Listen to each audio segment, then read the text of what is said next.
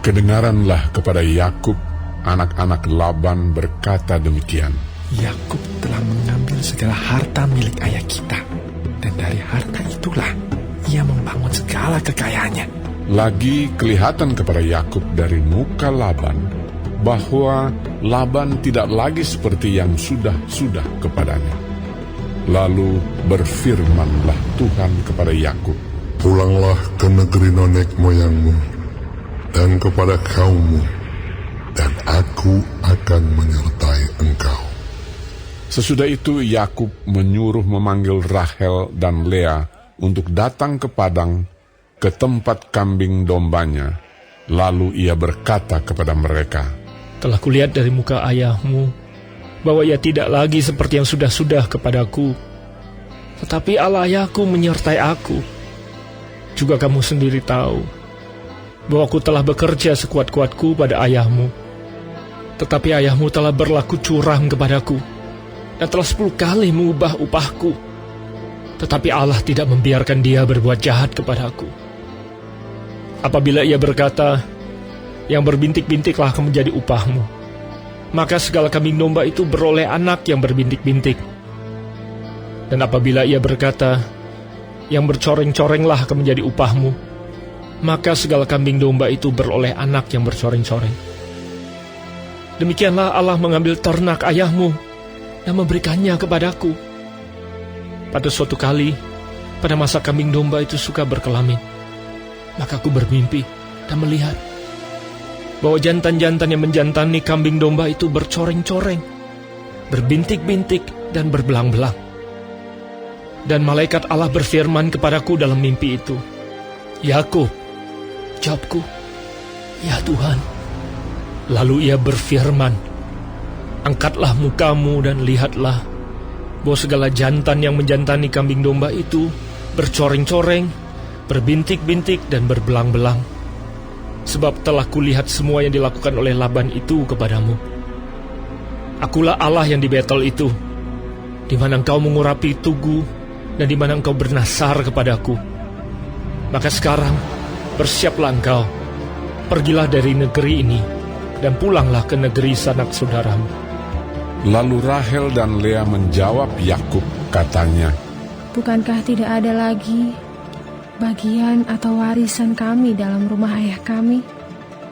Benar, bukankah kami ini dianggapnya sebagai orang asing, karena ia telah menjual kami?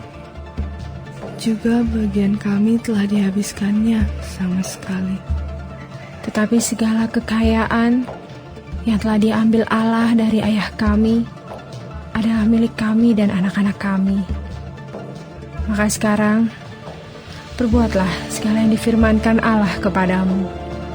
Lalu bersiaplah Yakub, dinaikkannya anak-anaknya dan istri-istrinya ke atas unta, digiringnya seluruh ternaknya dan segala apa yang telah diperolehnya, yakni ternak kepunyaannya yang telah diperolehnya di Padan Aram, dengan maksud pergi kepada Ishak, ayahnya, ke tanah Kanaan. Adapun Laban telah pergi menggunting bulu domba-dombanya. Ketika itulah Rahel mencuri terafim ayahnya. Dan Yakub mengakali Laban, orang Aram itu, dengan tidak memberitahukan kepadanya bahwa ia mau lari. Demikianlah ia lari dengan segala harta miliknya. Ia berangkat menyeberangi sungai Efrat dan berjalan menuju pegunungan Gilead. Ketika pada hari ketiga dikabarkan kepada Laban bahwa Yakub telah lari, dibawanyalah sanak saudaranya bersama-sama. Dikejarnya Yakub 7 hari perjalanan jauhnya. Lalu ia dapat menyusulnya di pegunungan Gilead. Pada waktu malam, datanglah Allah dalam suatu mimpi kepada Laban, orang Aram itu, serta berfirman kepadanya, "Jagalah baik-baik, supaya engkau jangan mengatai Yakub dengan sepatah kata pun." Ketika Laban sampai kepada Yakub, Yakub telah memasang kemahnya di pegunungan. Juga Laban dengan sanak saudaranya telah memasang kemahnya di pegunungan Gilead. Berkatalah Laban kepada Yakub, "Apakah yang kau perbuat ini? Maka engkau mengakali aku dan mengangkut anak-anakku perempuan sebagai orang tawanan. Mengapa engkau lari diam-diam dan mengakali aku?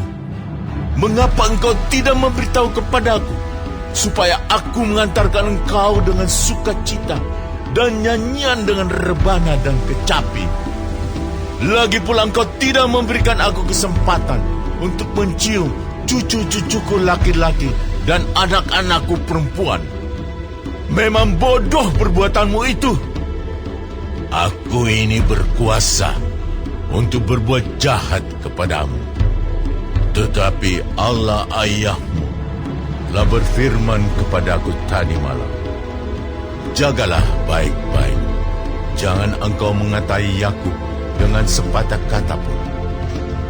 Maka sekarang, kalau memang kau harus pergi semata-mata karena sangat rindu ke rumah ayahmu, mengapa engkau mencuri dewa-dewaku?" Lalu Yakub menjawab Laban, Aku takut, karena pikirku, jangan-jangan kau merampas anak-anakmu itu daripada aku. Tetapi pada siapa engkau menemui dewa-dewamu itu, janganlah ia hidup lagi. Periksalah di depan saudara-saudara kita segala barang yang ada padaku, dan ambillah barangmu. sebab Yakub tidak tahu bahwa Rahel yang mencuri terafim itu. Lalu masuklah Laban ke dalam kemah Yakub dan ke dalam kemah Lea dan ke dalam kemah kedua budak perempuan itu, tetapi terafim itu tidak ditemuinya. Setelah keluar dari kemah Lea, ia masuk ke dalam kemah Rahel. Tetapi Rahel telah mengambil terafim itu dan memasukkannya ke dalam pelana untanya dan duduk di atasnya. Laban menggeledah seluruh kemah itu, tetapi terafim itu tidak ditemuinya. Lalu kata Rahel kepada ayahnya, "Janganlah Bapa marah, karena aku tidak dapat bangun berdiri di depanmu, sebab aku sedang haid." Dan Laban mencari dengan teliti, tetapi ia tidak menemui terafim itu. Lalu hati Yakub panas, dan ia bertengkar dengan Laban. Ia berkata kepada Laban, Apakah kesalahanku? Apakah dosaku? Maka engkau memburu aku sehebat itu. Engkau telah menggeledah segala barangku. Sekarang apakah yang kau temui dari segala barang rumahmu? Letakkanlah di sini di depan saudara-saudaraku dan saudara-saudaramu, supaya mereka mengadili antara kita berdua. Selama 20 tahun ini, aku bersama-sama dengan engkau. Domba dan kambing betinamu tidak pernah keguguran, dan jantan dari kambing dombamu tidak pernah kumakan. Yang diterkam oleh binatang buas tidak pernah kubawa kepadamu. Aku sendiri yang menggantinya. Yang dicuri orang, baik waktu siang, baik waktu malam, selalu engkau tuntut daripadaku. Aku dimakan panas hari waktu siang, dan kedinginan waktu malam, dan mataku jauh daripada tertidur. Selama 20 tahun ini aku di rumahmu. Aku telah bekerja padamu 14 tahun lamanya untuk mendapat kedua anakmu, dan 6 tahun untuk mendapat ternakmu, dan engkau telah 10 kali mengubah upahku. Seandainya Allah ayahku, Allah Abraham, dan yang disegani oleh Ishak tidak menyertai aku, tentulah engkau sekarang membiarkan aku pergi dengan tangan hampa. Tetapi kesengsaranku dan jerih payahku telah diperhatikan Allah, dan Ia telah menjatuhkan putusan tadi malam. Lalu Laban menjawab Yakub, Perempuan-perempuan ini anakku, dan anak-anak lelaki ini cucuku, dan ternak ini ternakku. Bahkan segala yang kau lihat di sini adalah milikku. Jadi apakah yang dapat kuperbuat sekarang kepada anak-anakku ini, atau kepada anak-anak yang dilahirkan mereka? Maka sekarang marilah kita mengikat perjanjian, aku dan engkau, supaya itu menjadi kesaksian antara aku dan engkau. Kemudian Yakub mengambil sebuah batu dan didirikannya menjadi tugu. Selanjutnya berkatalah Yakub kepada sanak saudaranya, Kumpulkanlah batu. maka mereka mengambil batu dan membuat timbunan, lalu makanlah mereka di sana di dekat timbunan itu. Laban menamai timbunan batu itu Yegar Sahaduta, tetapi Yakub menamainya Galet. Lalu kata Laban, Timbunan batu inilah pada hari ini menjadi kesaksian antara aku dan engkau. itulah sebabnya timbunan itu dinamainya Galet dan juga Mispa, sebab katanya, Tuhan kiranya berjaga-jaga antara aku dan engkau apabila kita berjauhan. Jika engkau mengaibkan anak-anakku, dan jika engkau mengambil istri lain di samping anak-anakku itu, ingatlah, walaupun tidak ada orang dekat kita, Allah juga yang menjadi saksi antara aku dan engkau. Selanjutnya kata Laban kepada Yakub, Inilah timbunan batu, dan inilah tugu yang kudirikan antara aku dan engkau. Timbunan batu dan tugu inilah menjadi kesaksian bahwa aku tidak akan melewati timbunan batu ini mendapatkan engkau, dan bahwa engkau pun tidak akan melewati timbunan batu dan tugu ini mendapatkan aku dengan berniat jahat. Allah Abraham dan Allah Nahor, Allah ayah mereka, kiranya menjadi hakim antara kita. Lalu Yakub bersumpah demi yang disegani oleh Ishak, ayahnya.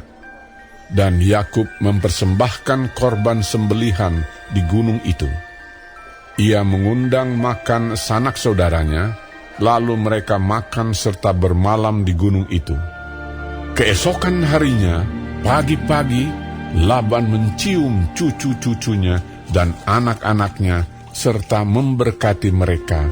Kemudian pulanglah Laban kembali ke tempat tinggalnya.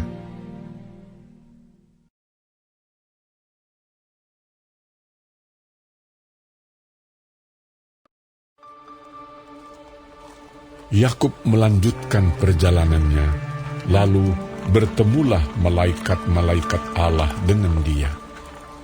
Ketika Yakub melihat mereka, berkatalah ia, Ini bala tentara Allah. sebab itu dinamainyalah tempat itu Mahanaim. Sesudah itu Yakub menyuruh utusannya berjalan lebih dahulu mendapatkan Esau, kakaknya, ke tanah Seir, daerah Edom. Ia memerintahkan kepada mereka, Beginilah kamu katakan kepada tuanku, kepada Esau. Beginilah kata hambamu Yakub. Aku telah tinggal pada Laban sebagai orang asing dan diam di situ selama ini. Aku telah mempunyai lembu sapi, keledai dan kambing domba, budak laki-laki dan perempuan. Dan aku menyuruh memberitahukan hal ini kepada tuanku, supaya aku mendapat kasih. kemudian pulanglah para utusan itu kepada Yakub dan berkata, Kami telah sampai kepada kakakmu, kepada Esau, dan ia pun sedang di jalan menemui engkau, diiringi oleh 400 orang. Lalu sangat takutlah Yakub dan merasa sesak hati.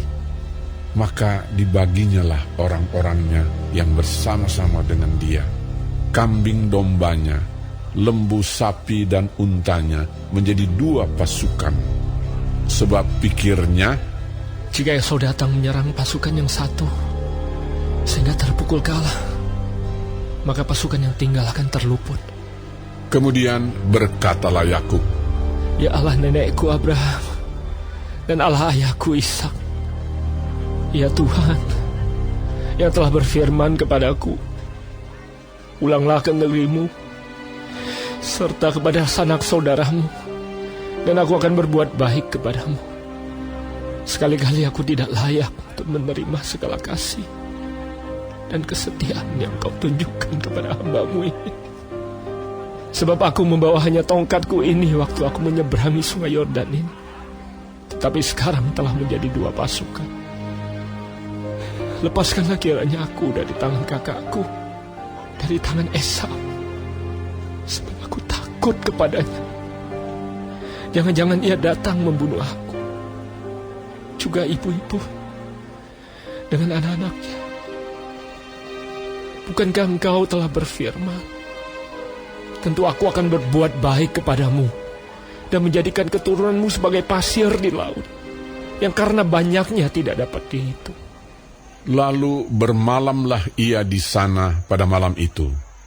Kemudian diambilnyalah dari apa yang ada padanya suatu persembahan untuk Esau kakaknya, yaitu 200 kambing betina dan 20 kambing jantan, 200 domba betina dan 20 domba jantan, 30 unta yang sedang menyusui beserta anak-anaknya, 40 lembu betina dan 10 lembu jantan, 20 keledai betina dan 10 keledai jantan.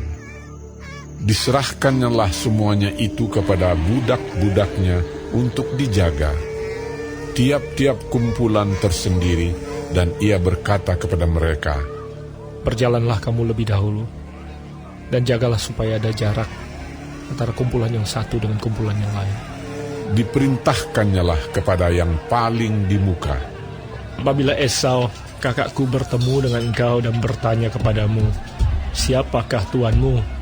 Dan kemanakah engkau pergi? Dan milik siapakah ternak yang di depanmu itu?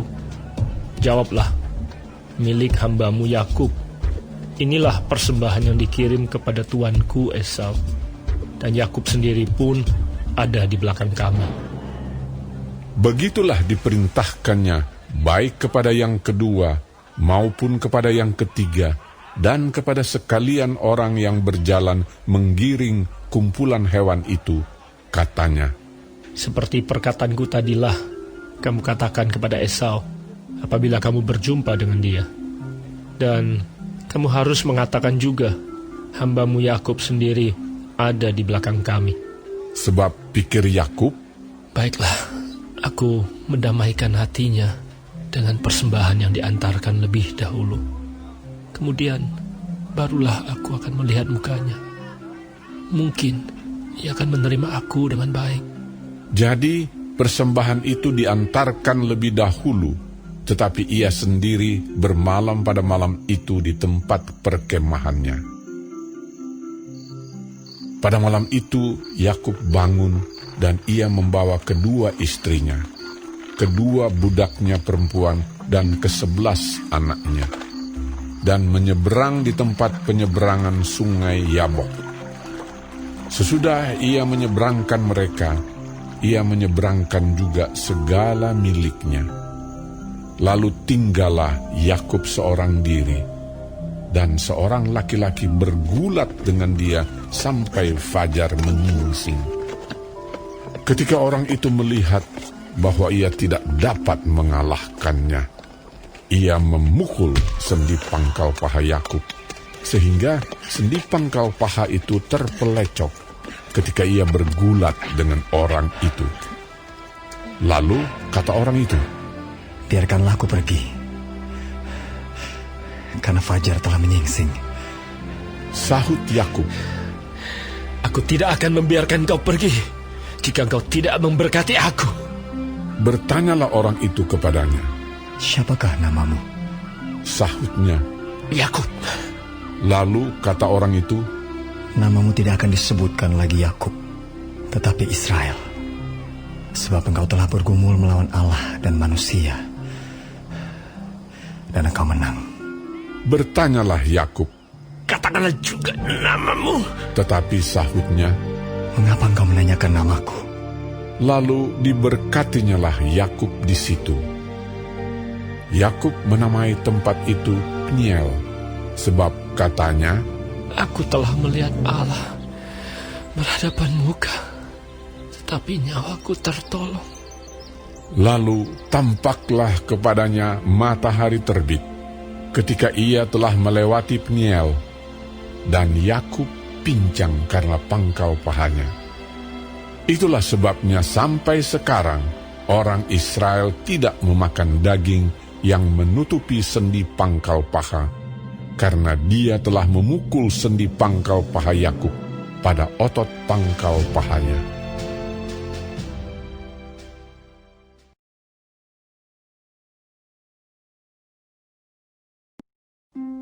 Yakub pun melayangkan pandangnya, lalu dilihatnyalah Esau datang dengan diiringi oleh 400 orang.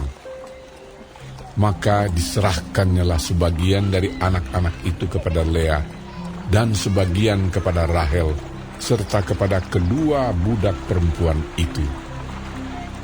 Ia menempatkan budak-budak perempuan itu beserta anak-anak mereka di muka, Lea beserta anak-anaknya di belakang mereka, dan Rahel beserta Yusuf di belakang sekali. Dan ia sendiri berjalan di depan mereka, dan ia sujud sampai ke tanah 7 kali, hingga ia sampai ke dekat kakaknya itu. Tetapi Esau berlari mendapatkan dia, didekapnya dia, dipeluk lehernya, dan diciumnya dia. Lalu bertangis-tangisanlah mereka. Kemudian Esau melayangkan pandangnya. Dilihatnyalah perempuan-perempuan dan anak-anak itu, lalu ia bertanya, "Siapakah orang-orang yang peserta engkau itu?" Jawab Yakub, "Anak-anak yang telah dikaruniakan Allah kepada hamba-Mu ini." Sesudah itu mendekatlah budak-budak perempuan itu beserta anak-anaknya, lalu mereka sujud. Mendekat jugalah Lea beserta anak-anaknya, dan mereka pun sujud. Kemudian mendekatlah Yusuf beserta Rahel, dan mereka juga sujud. Berkatalah Esau, "Apakah maksudmu dengan seluruh pasukan yang telah bertemu dengan aku tadi?" Jawabnya, "Untuk mendapat kasih tuanku." Tetapi kata Esau, "Aku mempunyai banyak adikku. Peganglah apa yang ada padamu." Tetapi kata Yakub, "Janganlah kiranya demikian. Jikalau aku telah mendapat kasih-Mu, terimalah persembahanku ini dari tanganku. Karena memang melihat muka-Mu adalah bagiku serasa melihat wajah Allah, dan Kau pun berkenan menyambut aku. Terimalah kiranya pemberian tanda salamku ini yang telah kubawa kepadamu, sebab Allah telah memberi karunia kepadaku, dan aku pun mempunyai segala-galanya." Lalu dibujuk-bujuknyalah Esau sehingga diterimanya. Kata Esau, "Baiklah, kita berangkat berjalan terus. Aku akan menyertai engkau." Tetapi Yakub berkata kepadanya, "Tuanku maklum bahwa anak-anak ini masih kurang kuat, dan bahwa beserta aku ada kambing domba dan lembu sapi yang masih menyusui. Jika diburu-buru 1 hari saja, maka seluruh kumpulan binatang itu akan mati. Biarlah kiranya tuanku berjalan lebih dahulu dari hamba-Mu ini, dan aku mau dengan hati-hati beringsut maju menurut langkah hewan yang berjalan di depanku, dan menurut langkah anak-anak, sampai aku tiba pada tuanku di Seir." Lalu kata Esau, "Kalau begitu, baiklah ku tinggalkan padamu beberapa orang dari pengiringku." Tetapi Yakub berkata, "Tidak usah demikian. Biarlah aku mendapat kasih tuanku saja." Jadi pulanglah Esau pada hari itu berjalan ke Seir. Tetapi Yakub berangkat ke Sukot, lalu mendirikan rumah, dan untuk ternaknya dibuatnya gubuk-gubuk. Itulah sebabnya tempat itu dinamai Sukot. Dalam perjalanannya dari Padan Aram, sampailah Yakub dengan selamat ke Sikem di tanah Kanaan. Lalu ia berkemah di sebelah timur kota itu. Kemudian dibelinyalah dari anak-anak Hemor, bapa Sikem, sebidang tanah tempat ia memasang kemahnya dengan harga 100 kesita. Ia mendirikan mezbah di situ dan dinamainya itu Allah Israel ialah Allah.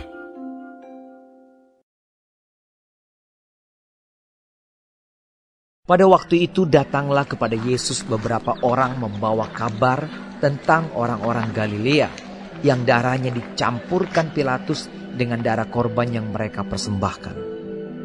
Yesus menjawab mereka, "Sangkamu orang-orang Galilea ini lebih besar dosanya daripada dosa semua orang Galilea yang lain karena mereka mengalami nasib itu? Tidak, kataku kepadamu. Tetapi jikalau kamu tidak bertobat, kamu semua akan binasa atas cara demikian.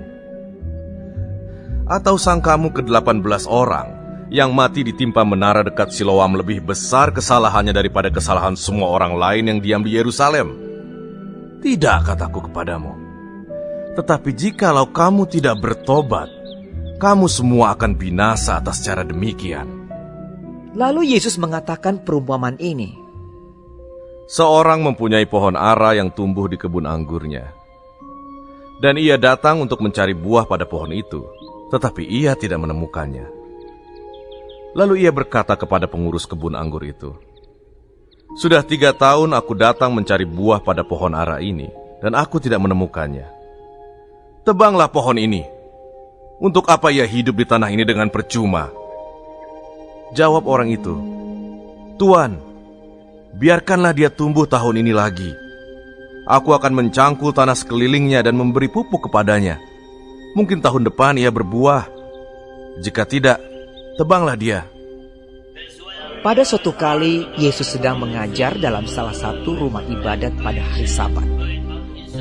Di situ ada seorang perempuan yang telah 18 tahun dirasuk roh sehingga ia sakit sampai bungkuk punggungnya dan tidak dapat berdiri lagi dengan tegak. Ketika Yesus melihat perempuan itu, ia memanggil dia dan berkata kepadanya, "Hai ibu, penyakitmu telah sembuh." Lalu ia meletakkan tangannya atas perempuan itu. Dan seketika itu juga berdirilah perempuan itu dan memuliakan Allah. Tetapi kepala rumah ibadat gusar karena Yesus menyembuhkan orang pada hari Sabat. Lalu ia berkata kepada orang banyak, "Ada 6 hari untuk bekerja. Karena itu, datanglah pada salah satu hari itu untuk disembuhkan, dan jangan pada hari Sabat." Tetapi Tuhan menjawab dia. Katanya, "Hai orang-orang munafik, bukankah setiap orang di antaramu melepaskan lembunya atau keledainya pada hari Sabat dari kandangnya dan membawanya ke tempat minuman? Bukankah perempuan ini yang sudah 18 tahun diikat oleh iblis harus dilepaskan dari ikatannya itu karena ia adalah keturunan Abraham?" Dan waktu ia berkata demikian, semua lawannya merasa malu. Dan semua orang banyak bersuka cita karena segala perkara mulia yang telah dilakukannya. Maka kata Yesus, "Seumpama apakah hal kerajaan Allah? Dan dengan apakah aku akan mengumpamakannya? Ia seumpama biji sesawi yang diambil dan ditaburkan orang di kebunnya. Biji itu tumbuh dan menjadi pohon, dan burung-burung di udara bersarang pada cabang-cabangnya." Dan ia berkata lagi, "Dengan apakah aku akan mengumpamakan kerajaan Allah? Ia seumpama ragi yang diambil seorang perempuan dan diadukan ke dalam tepung terigu 3 sukat sampai kamir seluruhnya." Kemudian Yesus berjalan keliling dari kota ke kota dan dari desa ke desa sambil mengajar dan meneruskan perjalanannya ke Yerusalem. Dan ada seorang yang berkata kepadanya, "Tuhan, sedikit sajakah orang yang diselamatkan?" Jawab Yesus kepada orang-orang di situ, "Berjuanglah untuk masuk melalui pintu yang sesak itu. Sebab aku berkata kepadamu, banyak orang akan berusaha untuk masuk, tetapi tidak akan dapat. Jika tuan rumah telah bangkit dan telah menutup pintu, kamu akan berdiri di luar dan mengetok-ngetok pintu sambil berkata, 'Tuan, bukakanlah kami pintu.' Dan ia akan menjawab dan berkata kepadamu, Aku tidak tahu dari mana kamu datang. Maka kamu akan berkata, Kami telah makan dan minum di hadapanmu, dan engkau telah mengajar di jalan-jalan kota kami. Tetapi ia akan berkata kepadamu, Aku tidak tahu dari mana kamu datang. Enyahlah dari hadapanku, hai kamu sekalian yang melakukan kejahatan. Di sanalah akan terdapat ratap dan kertak gigi. Apabila kamu akan melihat Abraham dan Ishak dan Yakub dan semua nabi di dalam kerajaan Allah, tetapi kamu sendiri dicampakkan keluar. Dan orang akan datang dari timur dan barat, dan dari utara dan selatan, dan mereka akan duduk makan di dalam kerajaan Allah. Dan sesungguhnya ada orang yang terakhir yang akan menjadi orang yang terdahulu, dan ada orang yang terdahulu yang akan menjadi orang yang terakhir. Pada waktu itu datanglah beberapa orang Farisi dan berkata kepada Yesus, Pergilah, tinggalkanlah tempat ini, karena Herodes hendak membunuh engkau. Jawab Yesus kepada mereka, Pergilah dan katakanlah kepada si serigala itu, Aku mengusir setan dan menyembuhkan orang pada hari ini dan besok. Dan pada hari yang ketiga, aku akan selesai.